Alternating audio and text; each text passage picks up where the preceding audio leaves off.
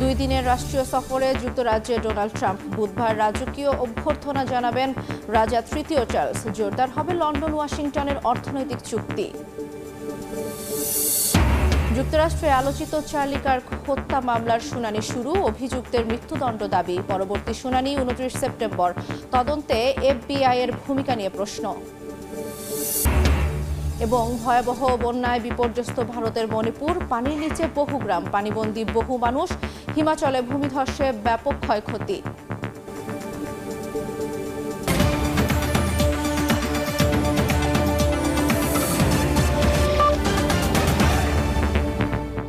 আন্তর্জাতিক সময়ের সঙ্গে আছি আমি জান্নাতুল দোলনা। গাজায় স্থল অভিযানের মাত্রা জোরদার করেছে ইসরায়েলি বাহিনী। যুদ্ধের লক্ষ্য অর্জন না হওয়া পর্যন্ত এই কার্যক্রম চলবে বলে ঘোষণা দিয়েছে IDF। প্রাণ বাঁচাতে পালিয়ে বেড়াচ্ছেন হাজার হাজার ফিলিস্তিনি। এর মধ্যে আন্তর্জাতিক চাপ সামলে টিকে থাকতে একটি সক্ষম ও স্বনির্ভর অস্ত্রশিল্প গড়ে তোলার ঘোষণা দিয়েছেন ইসরায়েলের প্রধানমন্ত্রী বিনিয়ামিন নেতানিয়াহু।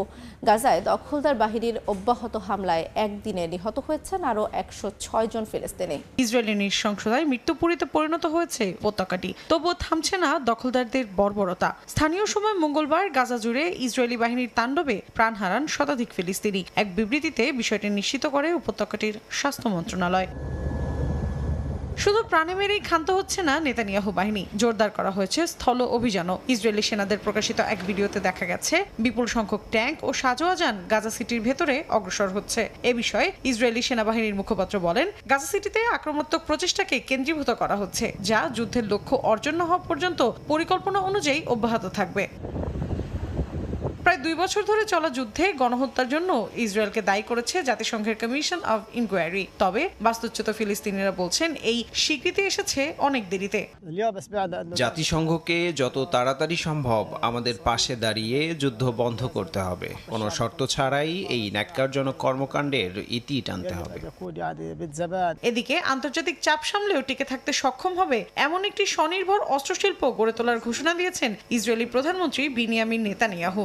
মঙ্গলবারের দেয়া এক ভাষণে তিনি বলেন, করোনা মহামারী ও প্রায় 2 বছরের গাজা যুদ্ধ, দুটি বড় সংকটের মধ্যেও ইসরায়েলের অর্থনীতি দৃঢ়ভাবে দাঁড়িয়ে রয়েছে। এখন সেই শক্তিকে কাজে লাগানোর সময়। নেতানিয়াহু আরো বলেন, জাতিসংঘ সাধারণ পরিষদে ভাষণ দেওয়ার পর আগামী 2 সপ্তাহের মধ্যে প্রেসিডেন্ট ডোনাল্ড ট্রাম্পের আমন্ত্রণে ওয়াশিংটন ডিসিতে সফরে যাবেন তিনি। অন্যদিকে ইসরায়েলি জিম্মিদের মানব ঢাল বানালে ফিলিস্তিনের স্বাধীনতাকামী সংগঠন হামাস বড় বিপদে পড়বে বলে হুঁশিয়ারি দিয়েছেন মার্কিন প্রেসিডেন্ট ডোনাল্ড ট্রাম্প। মৌসুমী সাথী, সময় সংবাদ। ইয়েমেনের অন্যতম গুরুত্বপূর্ণ সমুদ্র বন্দর হোদেইদাতে ব্যাপক হামলা চালিয়েছে ইসরায়েল। স্থানীয় সময় মঙ্গলবার বন্দরটি লক্ষ্য করে একের পর এক বিমান হামলা চালানো হয়।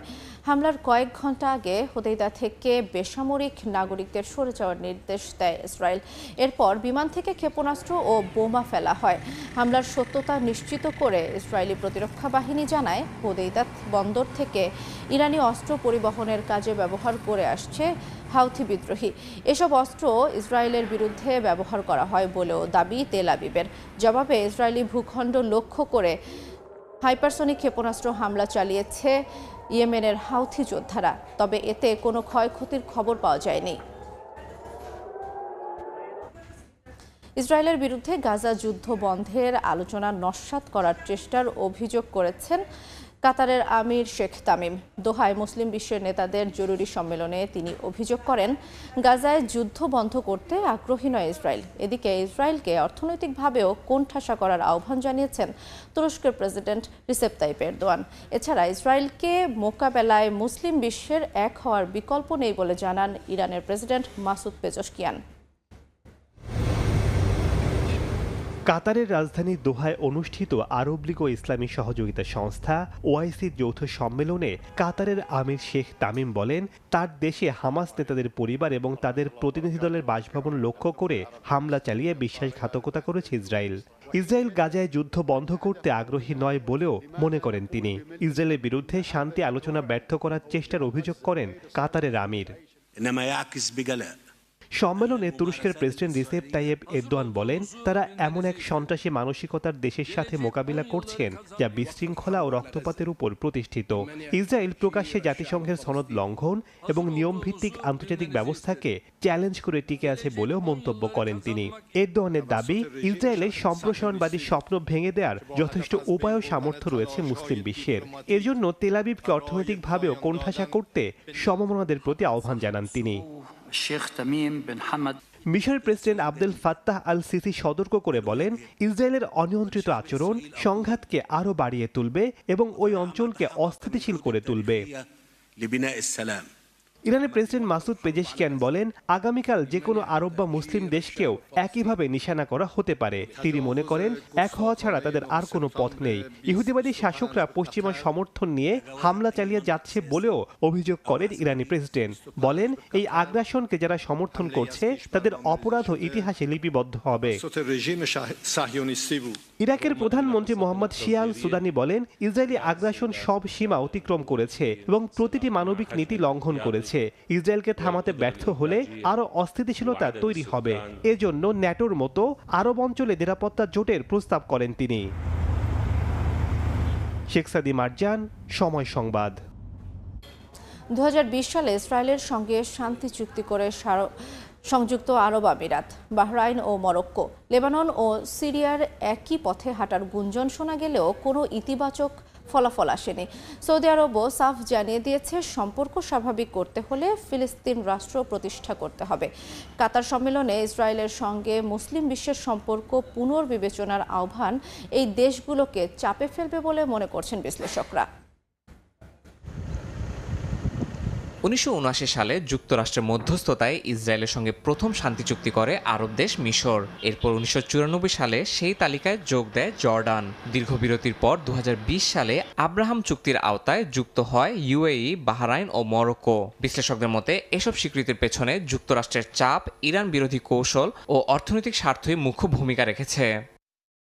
আব্রাহাম চুক্তির মধ্য দিয়ে ইসরায়েলের সঙ্গে সম্পর্ক স্বাভাবিক করার নতুন অধ্যায় শুরু হয়। ডোনাল্ড ট্রাম্পের মেয়াদে মুসলিম দেশগুলো এতে সই করে। তবে ফিলিস্তিনিরা মনে করে, রাষ্ট্র প্রতিষ্ঠার প্রশ্ন এড়িয়ে এই চুক্তি ছিল আরব বিশ্বের বিশ্বাসঘাতকতা। লেবানন ও সিরিয়ার একই পথে হাঁটার গুঞ্জন শোনা গেলেও কোনো ইতিবাচক ফলাফল আসেনি।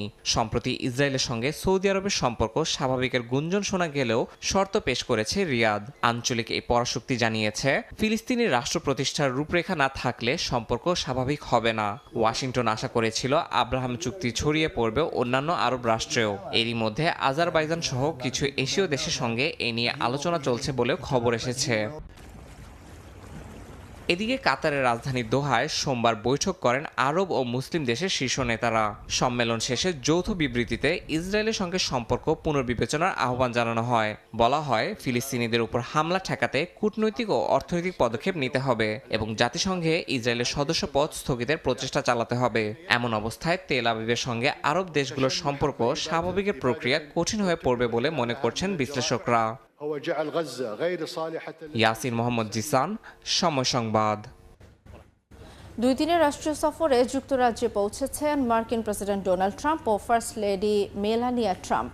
স্থানীয় সময় মঙ্গলবার রাতে যুক্তরাজ্যে মার্কিন রাষ্ট্রদূতের সরকারি বাসভবনে পৌঁছান।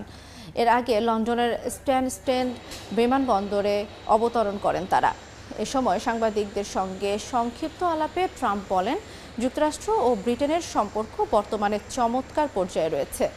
বুধবার উইন্ডসর ক্যাসেলে রাজকীয় আড়ম্বরের মধ্য দিয়ে তাদের আনুষ্ঠানিক অভ্যর্থনা জানাবেন রাজা তৃতীয় চার্লস। সফরের সময় নতুন বিনিয়োগ চুক্তি স্বাক্ষর ও 2 দেশের ঐতিহাসিক সম্পর্ক আরও জোরদার হবে বলে আশা প্রধানমন্ত্রী কিয়ার স্টারমারের। এর আগে ট্রাম্পের সফর ঘিরে বিক্ষোভ করেন আন্দোলনকারীরা। এ সময় স্লোগানে মার্কিন প্রেসিডেন্টকে বিদায়ের দাবি জানান আন্দোলনকারীরা।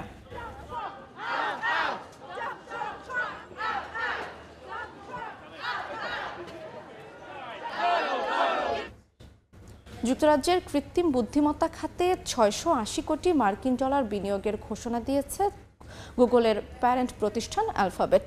লন্ডন ও ওয়াশিংটন একসঙ্গে কাজ করলে অর্থনৈতিক প্রবৃদ্ধি, সামাজিক সেবা এবং বৈজ্ঞানিক অগ্রগতি সম্ভব বলে জানিয়েছেন গুগলের প্রেসিডেন্ট রুথ পোরাট। বিশ্লেষকরা বলছেন এই বিনিয়োগ দুই পশ্চিমা মিত্রের সম্পর্ক আরও দৃঢ় করবে।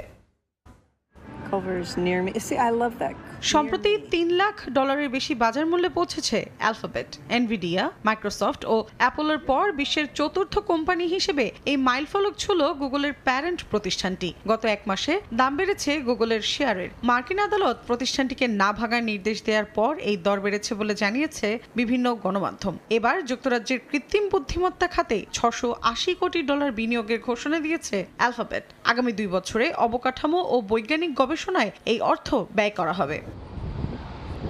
এ বিষয়ে গুগলের প্রেসিডেন্ট ও প্রধান বিনিয়োগ কর্মকর্তা রুথ পোরাট বিবিসিকে দেয়া এক সাক্ষাৎকারে বলেন, যুক্তরাজ্যে উন্নত বিজ্ঞান ভিত্তিক কাজের অসাধারণ সুযোগ রয়েছে। যুক্তরাষ্ট্র যুক্তরাজ্যের মধ্যে এখন একটি বিশেষ প্রযুক্তি সম্পর্ক গড়ে উঠছে। ঝুঁকি থাকলেও একসঙ্গে তা মোকাবিলা করে অর্থনৈতিক প্রবৃদ্ধি, সামাজিক সেবা ও বৈজ্ঞানিক অগ্রগতিতে নতুন সম্ভাবনা তৈরি করা সম্ভব বলেও জানান তিনি।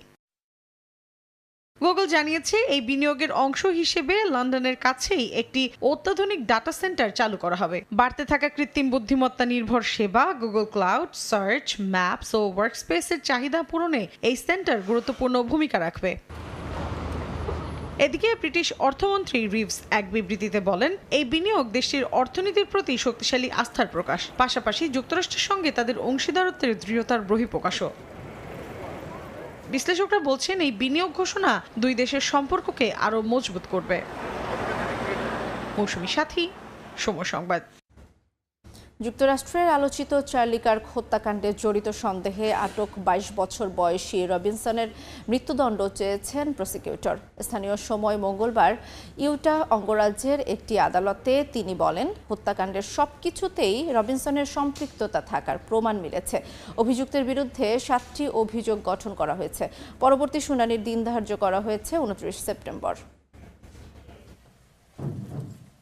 যুক্তরাষ্ট্রের কট্টর ডানপন্থী নেতা ও মার্কিন প্রেসিডেন্ট ডোনাল্ড ট্রাম্পের ঘনিষ্ঠ সহযোগী চার্লি কার্কের মৃত্যু ঘিরে এখনও উত্তপ্ত রয়েছে পরিস্থিতি। স্থানীয় সময় মঙ্গলবার প্রথম দিনের শুনানিতে প্রসিকিউটর জেফ্রি গ্রে জানিয়েছেন, অভিযুক্ত রবিনসনের বিরুদ্ধে 7টি অভিযোগ গঠন করা হয়েছে, যার মধ্যে উত্তেজিত অবস্থায় খুন, প্রমাণ নষ্ট, সাক্ষী প্রভাবিত করা এবং শিশু উপস্থিত থাকা অবস্থায় সহিংসতা চালানো উল্লেখযোগ্য। তার দাবি, সব প্রমাণ ও অপরাধের প্রকৃতি বিচার করেই রবিনসনের মৃত্যুদণ্ড দেয়া হোক। সংবাদ সম্মেলনের পর আমি মৃত্যুদণ্ড চাওয়ার নোটিশ দাখিল করেছি। এই সিদ্ধান্ত আমি হালকাভাবে নেইনি। অ্যাটর্নি হিসেবে সম্পূর্ণ স্বাধীনভাবে কেবলমাত্র প্রমাণ, পরিস্থিতি এবং অপরাধের প্রকৃতি বিবেচনা করেই এই সিদ্ধান্ত নিয়েছি।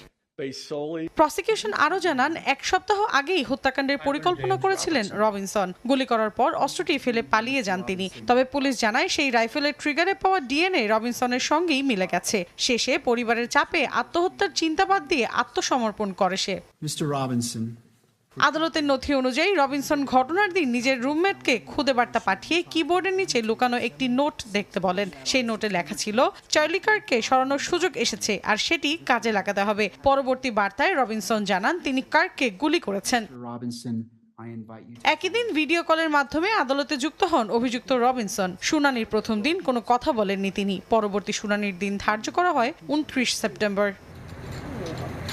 গত 11 সেপ্টেম্বর উটা ভ্যালি ইউনিভার্সিটিতে বক্তৃতা দেওয়ার সময় ছাদের ওপর থেকে একটি স্নাইপারের গুলিতে নিহত হন চার্লি কার্ক। প্রসিকিউটরদের অভিযোগ, পরিকল্পিত হামলা চালান 22 বছর বয়সী রবিনসন। এদিকে চার্লি কার্ক হত্যা মামলায় এফবিআই প্রধান ক্যাশ প্যাটেলের নেতৃত্বে প্রশ্ন তুলেছেন মার্কিন সেনেটররা। তারা বলেন, ঘটনার সময় মার্কিন গোয়েন্দা সংস্থার প্রধান সামাজিক মাধ্যমে দাবি করেন যে সন্দেহভাজন গ্রেফতার হয়েছে, অথচ তখনও কেউ আটক ছিল না। ডেমোক্রেটিক সেনেটর ডিক ডারবিন অভিযোগ করে বলেন, এভাবে তদন্তের মাঝপথে ভুয়া তথ্য দিয়ে এফবিআই এর ভাবমূর্তি নষ্ট করেছেন প্যাটেল, ঝুঁকিতে ফেলেছেন জাতীয় নিরাপত্তা। মৌসুমী সাথী, সময় সংবাদ। যুক্তরাষ্ট্রের কট্টর ডানপন্থী নেতা চার্লি কার্কের হত্যা যারা উদযাপন করেছে তাদের বিচারের মুখোমুখি করা উচিত বলে মন্তব্য করেছেন মার্কিন ভাইস প্রেসিডেন্ট জেডি ভ্যান্স। এর মধ্যে সামাজিক যোগাযোগ মাধ্যমে কার্কের মৃত্যু নিয়ে অপ্রীতিকর মন্তব্য করায় শিক্ষক, চিকিৎসক সহ বেশ কয়েকজনকে চাকরিচ্যুত করা হয়েছে। যুক্তরাষ্ট্রে বামপন্থী সন্ত্রাস নেটওয়ার্ক ভেঙে ফেলার ঘোষণা দিয়েছে হোয়াইট হাউস। এদিকে মার্কিন প্রেসিডেন্ট ডোনাল্ড ট্রাম্পের যুক্তরাজ্য সফরে নিরাপত্তা জোরদার করেছে ব্রিটিশ পুলিশ ও যুক্তরাষ্ট্রের সিক্রেট সার্ভিস। যুক্তরাষ্ট্রের কট্টর ডানপন্থী নেতা ও মার্কিন প্রেসিডেন্ট ডোনাল্ড ট্রাম্পের ঘনিষ্ঠ সহযোগী চার্লি কার্ক নানা কারণে আলোচিত সমালোচিত। কার্ক তার পডকাস্টে প্রায়ই মধ্যপ্রাচ্যের নানা ইস্যু নিয়ে কথা বলতেন। ইসলাম, গাজা, ইসরায়েল, জেফ্রি অ্যাপস্টিন ও সাম্প্রতিক ইরান ইসরায়েল সংঘাত ছিল আলোচনার মূল বিষয়। ডানপন্থী এ নেতা ফিলিস্তিনিদের উপর ইসরায়েলের নিষ্ঠুরতার দায় চাপাতেন ফিলিস্তিনি স্বাধীনতাকামী সংগঠন হামাসের উপর। এমন বিতর্কিত অবস্থানের পর সামাজিক যোগাযোগ মাধ্যমে তার মৃত্যুকে ঘিরে কিছু অপ্রীতিকর মন্তব্য করেন মার্কিন নাগরিকরা। চার্লি কার্কের মৃত্যুকে যারা উদযাপন করেছে তাদের বিচারের মুখোমুখি করা উচিত বলে মন্তব্য করেছেন মার্কিন ভাইস প্রেসিডেন্ট জেডি ভ্যান্স। চার্লির হত্যার পেছনে যে সংগঠিত বামপন্থী নেটওয়ার্ক রয়েছে সেটিকে শেকড় থেকে উপড়ে ফেলার আহ্বান জানিয়েছেন ভ্যান্স।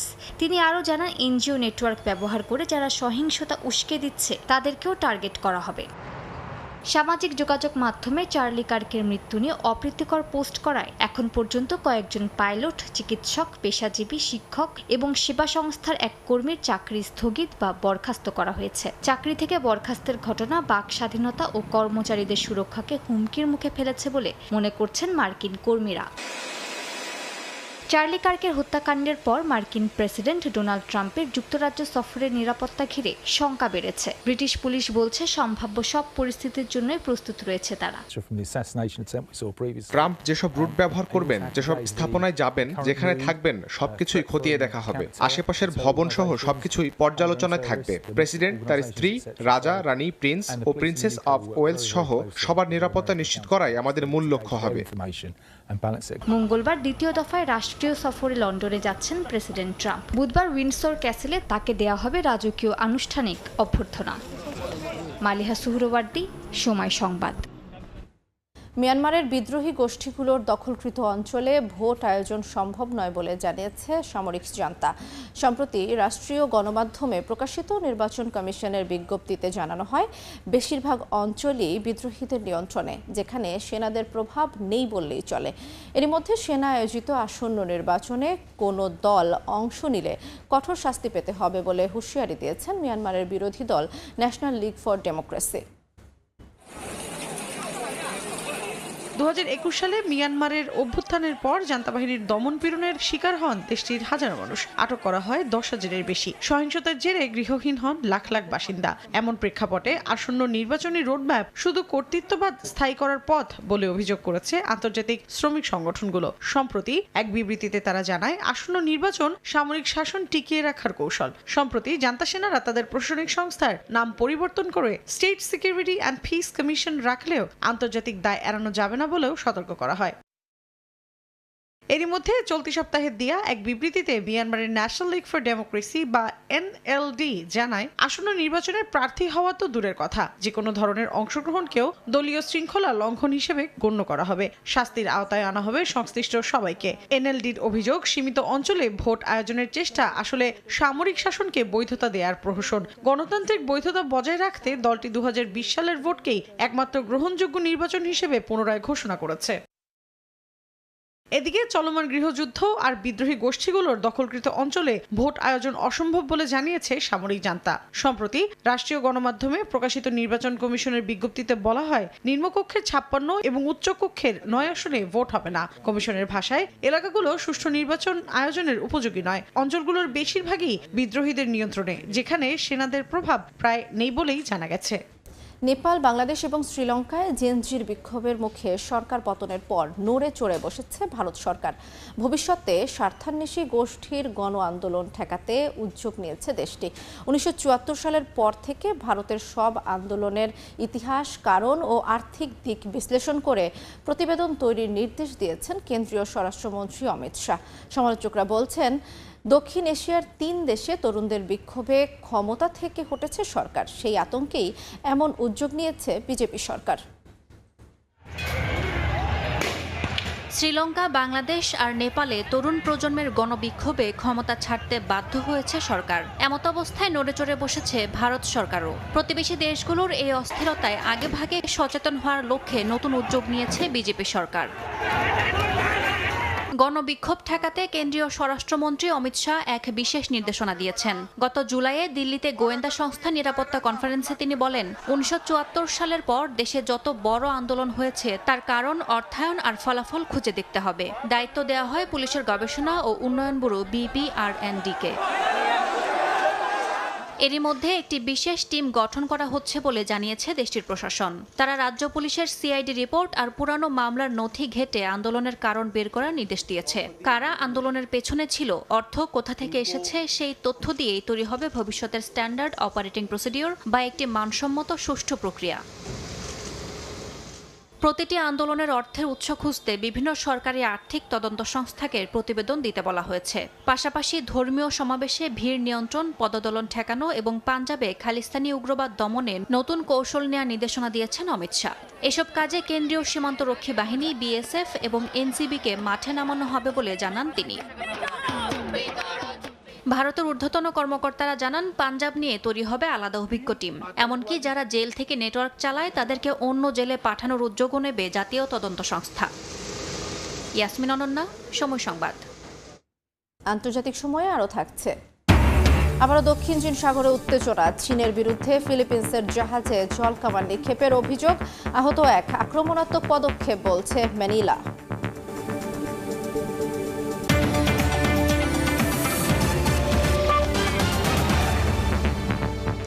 ভয়াবহ বন্যার কবলে ভারতের উত্তরাখণ্ড রাজ্য। প্রবল পানির স্রোতে ভেসে গেছে ঘরবাড়ি, মন্দির। উত্তরাখণ্ডের ভূমিধসের ঘটনাও ঘটেছে। রাস্তাঘাট পানিতে তলিয়ে যাওয়ায় ব্যাহত হচ্ছে যান চলাচল। পানিবন্দী হয়ে পড়েছেন বহু মানুষ। তাদের উদ্ধারে চলছে অভিযান। এছাড়াও মণিপুর ও পশ্চিমবঙ্গেও দেখা দিয়েছে বন্যা। গৃহহীন হাজারো মানুষ। বন্যার ভয়াবহ এ দৃশ্য ভারতের উত্তরাখণ্ডের হিমালয় অঞ্চলের। পানির প্রবল স্রোত ভাসিয়ে নিয়ে যাচ্ছে ঘরবাড়ি, মন্দির, দোকানপাট সবকিছু।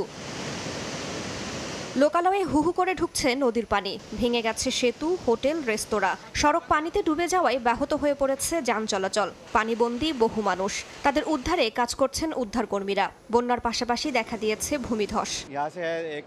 রাস্তা ভেসে গেছে, তাই যাতায়াতের সমস্যা হচ্ছে। আর এই গ্রামগুলো ক্ষতিগ্রস্ত হয়েছে। আমি যে তথ্য পেয়েছি তাতে 4-5 জন ধ্বংসস্তূপের নিচে চাপা পড়ে আছে। 1 কিলোমিটার সামনে অনেক ক্ষয়ক্ষতি হয়েছে।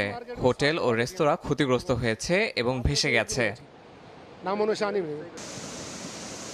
কিছুদিন আগেই হিমালয় রাজ্যের উত্তরাঞ্চলে ধারালি গ্রামে বন্যায় অন্তত 4 জনের মৃত্যু হয়। নিখোঁজ হন অর্ধশত মানুষ। টানা বর্ষণে ভারতের অন্যান্য রাজ্যেও ভয়াবহ বন্যা পরিস্থিতি। উত্তরপ্রদেশের কানপুরে বন্যার পানিতে তলিয়ে গেছে স্কুল ও আবাসিক এলাকা। কেউ কেউ ভেলায় ভেসে যাচ্ছেন, কেউ বা টায়ারে ভর করে চলাচল করছেন। ভেসে গেছে গবাদি পশু। কয়েক লাখ টাকার ক্ষয়ক্ষতি হয়েছে বলে জানান স্থানীয়রা। এদিকে ইরিল নদীর পানিতে ডুবেছে মণিপুরের রাজধানী ইম্ফল। স্থানীয় প্রশাসন জানায়, বাঁধ রক্ষা করতে চেষ্টা চালানো হলেও রাতেই নদীর পাড় ভেঙে প্লাবিত হয় কয়েকটি গ্রাম। পশ্চিমবঙ্গের জলপাইগুড়িতেও দেখা দিয়েছে একই চিত্র। ঘরবাড়ি পানিতে তলিয়ে গেছে, হাজারো মানুষ আশ্রয় নিয়েছেন অস্থায়ী ক্যাম্পে। স্থানীয়রা জানান, অন্তত 20 থেকে 25 হাজার মানুষ এ বন্যায় ক্ষতিগ্রস্ত। পরিস্থিতি দিন দিন আরও অবনতির দিকে যাচ্ছে। জলবায়ু পরিবর্তনের কারণেই এমনটা হচ্ছে বলে মনে করছেন বিশেষজ্ঞরা। দেশটির বাণিজ্যিক রাজধানী মুম্বাইয়ে টানা বৃষ্টিতে রাস্তায় জমে গেছে হাঁটু সমান পানি। ট্রাকে আটকা পড়ে চালকসহ অন্তত 17 যাত্রী। পরে তাদের নিরাপদ স্থানে সরিয়ে নেওয়া হয়। রাইসা জান্নাত, সময় সংবাদ। দক্ষিণ চীন সাগরের স্কারবোরো শোলে দ্বীপে ফিলিপিন্সের জাহাজ লক্ষ্য করে জলকামান নিক্ষেপ করেছে চীনের কোস্টগার্ড।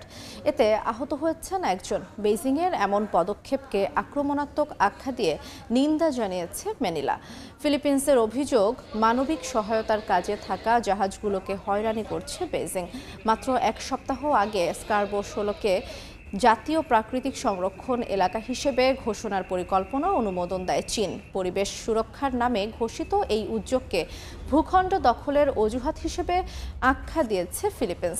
বিশ্লেষকরা বলছেন, 150 বর্গ কিলোমিটারের এই বিতর্কিত প্রবাল চক্র নিয়ে ফিলিপিন্সের অবস্থান পরীক্ষা করতেই আক্রমণাত্মক পদক্ষেপ নিয়েছে চীন।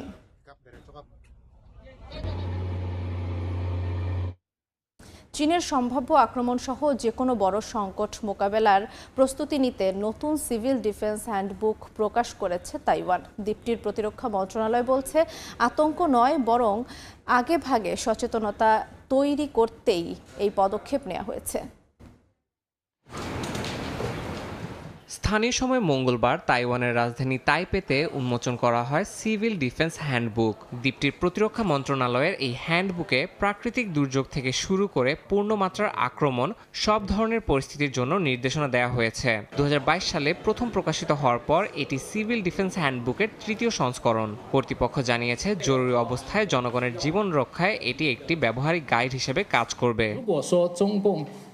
সংকট এলে কি করতে হবে তা আগে থেকেই জানা জরুরি। যত তাড়াতাড়ি প্রস্তুতি নেওয়া যায় তত তাড়াতাড়ি নিরাপদ থাকা সম্ভব। চীনা সেনারা যদি বল প্রয়োগ করে তাইওয়ান আক্রমণ করে, তখন দূরত্ব, পরিবেশ ও পটভূমির কারণে সাধারণ মানুষের পক্ষে আমাদের সেনাদের সঙ্গে তাদের পার্থক্য করা কঠিন হবে। এমনকি তাইওয়ানিজদের বিভ্রান্ত করতে তারা আমাদের ইউনিফর্মও পরে আসতে পারে।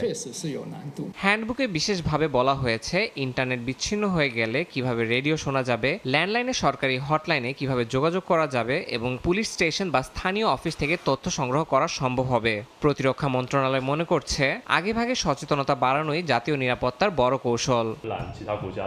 তাইওয়ান সামরিক বাহিনীর অল আউট ডিফেন্স মোবিলাইজেশন এজেন্সির পরিচালক শেন ওয়াইচি জানান প্রাথমিকভাবে 5000 কপি মুদ্রণ করা হবে। পাশাপাশি অনলাইনে ডাউনলোডের সুযোগ থাকবে এবং ইংরেজি ভাষায় সংস্করণ প্রকাশ করা হয়েছে। জানানো হয় জনগণকে দ্রুত তথ্য প্রাপ্তির সুযোগ দেয় এর মূল লক্ষ্য। সম্প্রতি চীনের সঙ্গে তাইওয়ানের উত্তেজনা বেড়েছে। এছাড়া পশ্চিম বিশ্বের সঙ্গে সুসম্পর্ককে আর চোখে দেখছে বেইজিং। তবে কর্তৃপক্ষ জানিয়েছে আতঙ্ক নয়, বরং নিরাপত্তা সচেতনতা তৈরিতেই এই পদক্ষেপ নেওয়া হয়েছে। ইয়াসিন মোহাম্মদ জিসান, সময় সংবাদ। এবার নিউ ইয়র্ক টাইমসের বিরুদ্ধে $1,500 কোটি মানহানির মামলা করেছেন মার্কিন প্রেসিডেন্ট ডোনাল্ড ট্রাম্প। ফ্লোরিডায় দায়ের করা এ মামলায় বলা হয় দশকের পর দশক ধরে পত্রিকাটি তার পরিবার, ব্যবসা ও প্রতিষ্ঠান ও আমেরিকার ফার্স্ট নীতিকে নিয়মিতভাবে অপমান করছে। ট্রাম্প সোমবার নিজের সামাজিক প্ল্যাটফর্ম ট্রুথ সোশ্যালে পোস্ট দিয়ে নিউ ইয়র্ক টাইমসকে দেশের ইতিহাসের সবচেয়ে অধপতিত সংবাদ মাধ্যমগুলোর একটি হিসেবে আখ্যা দেন। যদিও মামলার বিষয়ে কোনো প্রতিক্রিয়া জানায়নি নিউ ইয়র্ক টাইমস।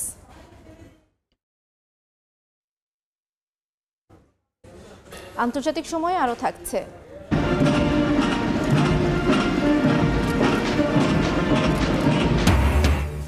মেক্সিকোর স্বাধীনতা দিবসে জমকালো সামরিক কুচকাওয়াজ। ঐতিহাসিক জোকালো স্কয়ারে লাখো মানুষের উপস্থিতিতে মনোমুগ্ধকর আতশবাজি।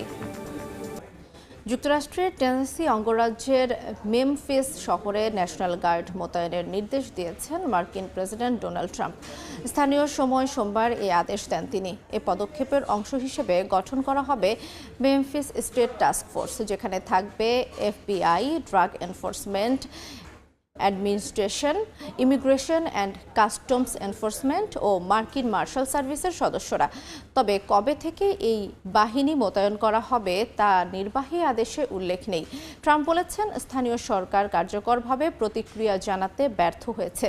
মেমফিসে সহিংস অপরাধের মাত্রা ভয়াবহ। অন্যদিকে মেমফিসের ডেমোক্র্যাট মেয়র পল ইয়াং এক্সে পোস্ট করে জানান তিনি ন্যাশনাল গার্ড মোতায়েনের পক্ষে নন। শারীরিক অসুস্থতার জন্য হাসপাতালে ভর্তি হয়েছেন ব্রাজিলের সাবেক প্রেসিডেন্ট জেইর বলসোনারো। স্থানীয় সময় মঙ্গলবার তার ছেলে জানান মারাত্মক হেঁচকি, বমি ও নিম্ন রক্তচাপে ভুগছিলেন বলসোনারো। পরিবারের পক্ষ থেকে জানানো হয়েছে বলসোনারোকে রাতভর হাসপাতালে পর্যবেক্ষণে রাখা হবে। কয়েকদিন আগে একই হাসপাতালে শারীরিক পরীক্ষা ও ত্বক সংক্রান্ত অস্ত্রোপচার করেছিলেন তিনি। 2018 সালে নির্বাচনী প্রচারে ছুরিকাঘাতের পর থেকেই অন্ত্রের জটিলতায় ভুগছিলেন ব্রাজিলের এই সাবেক নেতা। এর আগে 6 বার বড় অস্ত্রোপচার করাতে হয়েছে তাকে। ঠিক এক সপ্তাহ আগে অভ্যুত্থানের চেষ্টার দায়ে বলসোনারোকে 27 বছরের কারাদণ্ড দেন ব্রাজিলের আদালত।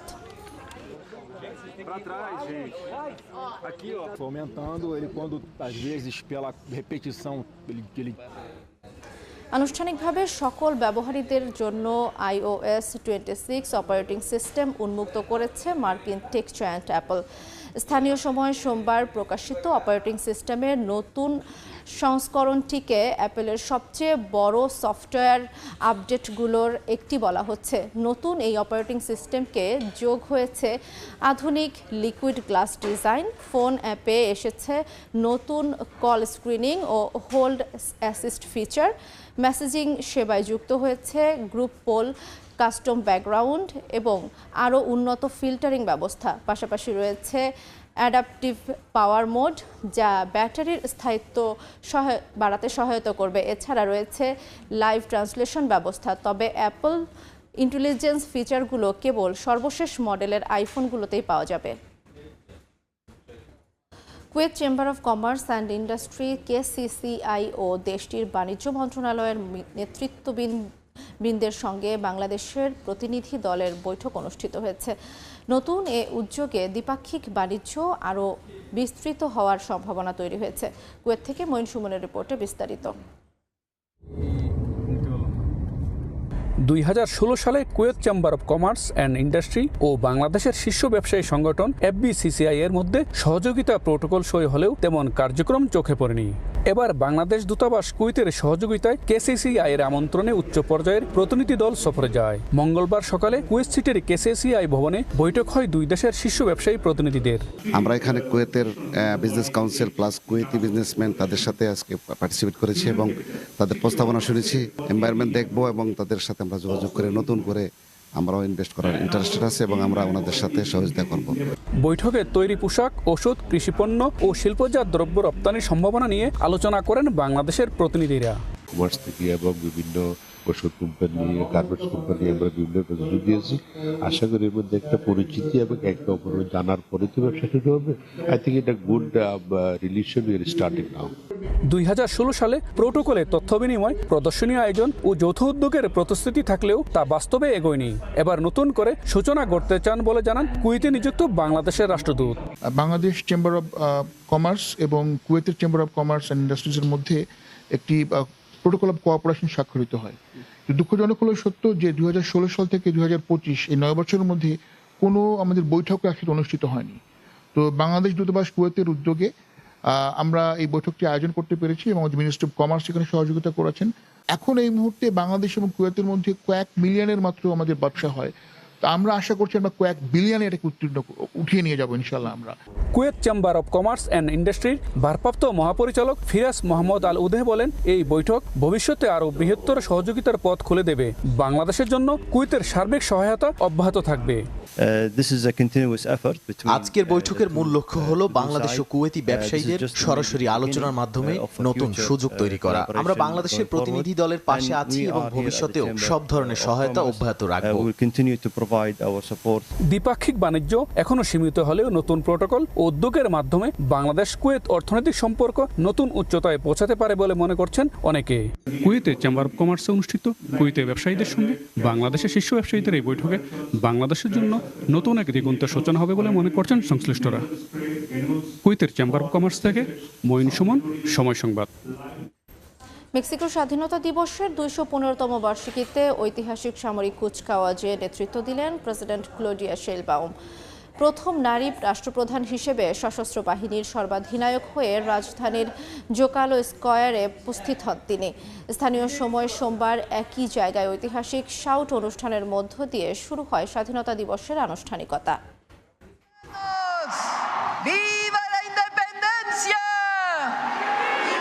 স্থানীয় সময় সোমবার রাতে মেক্সিকো সিটির জোকালো স্কয়ারে ভিড় জমায় হাজারো মানুষ।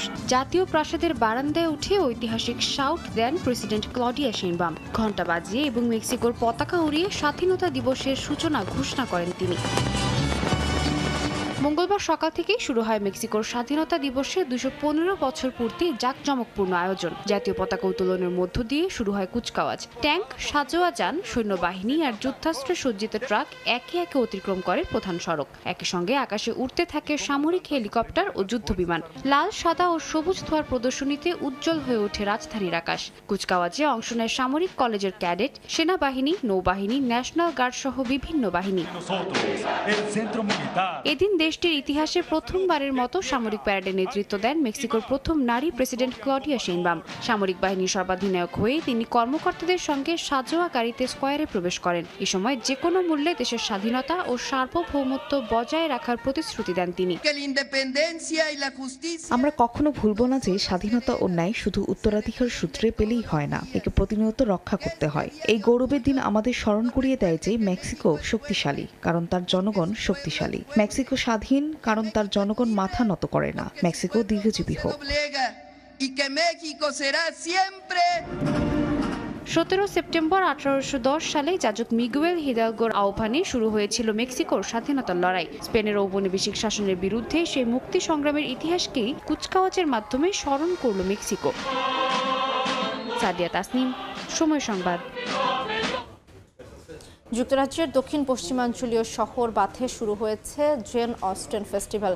বিখ্যাত সাহিত্যিক জেন অস্টেনের 250তম জন্মবার্ষিকী উপলক্ষে এ আয়োজন করা হয়।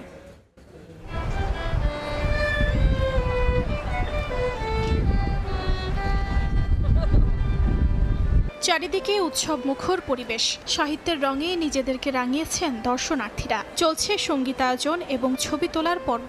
বিখ্যাত সাহিত্যিক জেন অস্টেনের 250তম জন্মবার্ষিকী উপলক্ষে যুক্তরাজ্যের দক্ষিণ পশ্চিমাঞ্চলীয় শহর বাথে চলছে এই আয়োজন।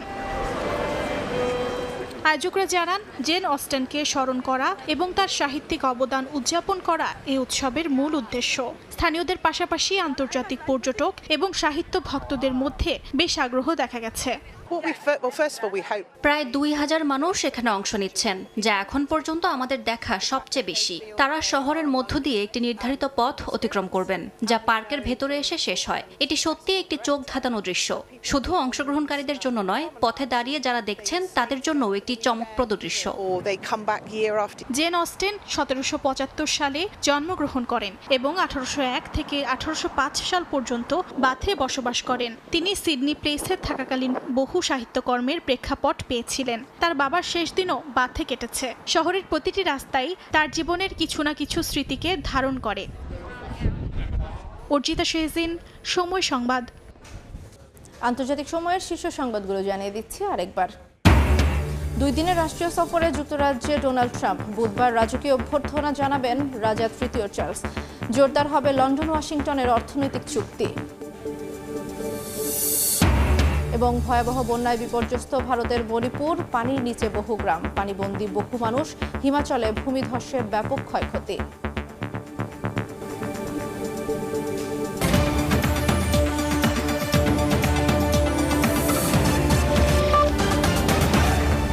এই ছিল আন্তর্জাতিক সময় সংবাদের সঙ্গে থাকবেন রাইসা জান্নাত। ধন্যবাদ দোলনা। সময় সংবাদ নিয়ে ফিরছি কিছুক্ষণ পরেই, সঙ্গেই থাকুন সময়ের।